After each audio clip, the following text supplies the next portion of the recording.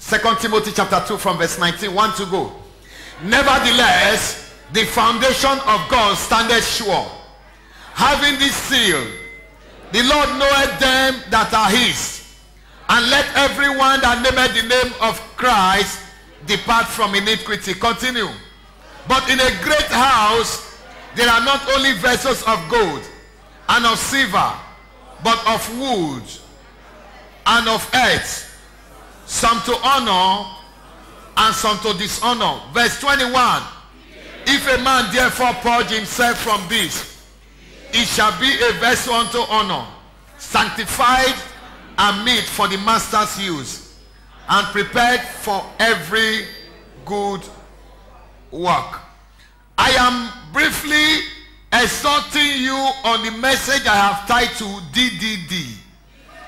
Decision decides destiny. Now, I want you to know that God gave us something that most of us don't know we have. In most cases, when you ask a man, you keep hearing, I don't have this, I don't have that, I don't have this. It's not true. Some even go as far as saying, I don't have anything. Say, what do you have? I don't have anything. Beloved, God gave you so much. Can I look at what God gave you? Number one, he gave you life. What did I say? Am I communicating here? He gave you what? Life. And having given you life, he gave you another thing that I really want to talk about here. He gave you ability to decide. He gave you what I call choice. What did I say? What did I say? He gave you choice. Satan came to remove the choice through deceitfulness. He deceived Adam and Eve. He said, when you eat the fruit, you shall be like God. That was a lie from the pit of hell, because they were already like God. Are you listening to what I'm saying? They had it, they didn't know. In Genesis chapter 1 verse 26, that is where it is. He said, let us make man in our own image. So God already made them like him. They didn't know they were like him. So Satan came deceitfully and said to them, when you eat this fruit, you will be like God. You are already like God. You were made like in his image. I give an example. If you stand before your mirror, who are you seeing? You are seeing yourself. That is your image. If you are a man and you look at mirror, you are seeing a woman.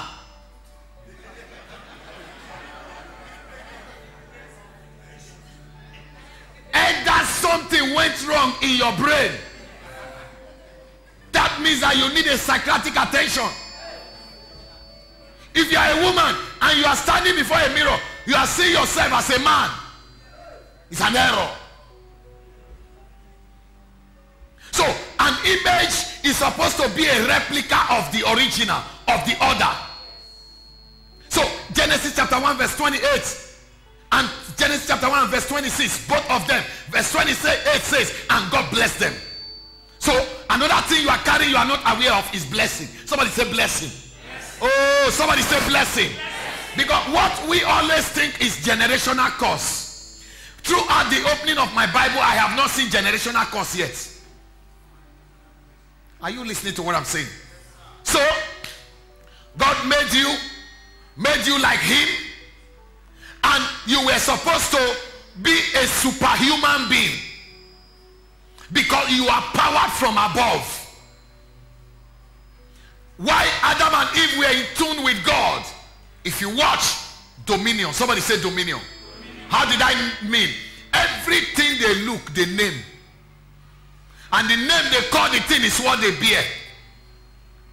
After today, any name you call, that is what it will be. They saw a huge animal that came out. They said, The Adam looked at you and said, honey, what do we call this? Let's call this one elephant. And another one came out and was eating leaf. He said, what do we call it? He said, goat. Another one came out and he said, tiger.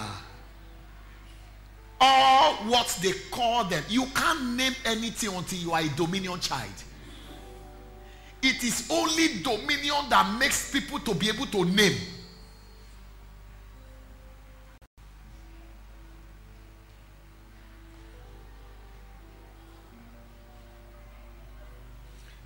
If you see government can give you awards, title, praise God, and their title sticks. And with that little title, you enter anywhere. Because they have dominion, they pass the name to you.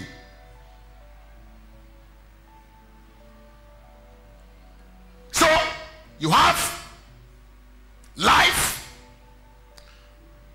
You are already blessed. You have choice. That is where I'm talking about now. Adam and Eve. It was not Satan or Lucifer that forced the fruit into their mouth. It was choice. Am I communicating? What did he do? He presented the choice to them and gave them reason why they will eat it. And they saw that it was good for food. The Bible says they ate it. Now, in this 2 Timothy, he began to tell us some things. He said, nevertheless, the foundation of God standeth what? Sure. In other words, your own case cannot alter God's plan. Your case cannot make God change his name. Things are not working with you now does not mean God is a failure. Nevertheless, the foundation of God standeth sure. When I saw the word foundation and I began to check, I said, but Lord, what are you trying to tell me? Why is your foundation so strong?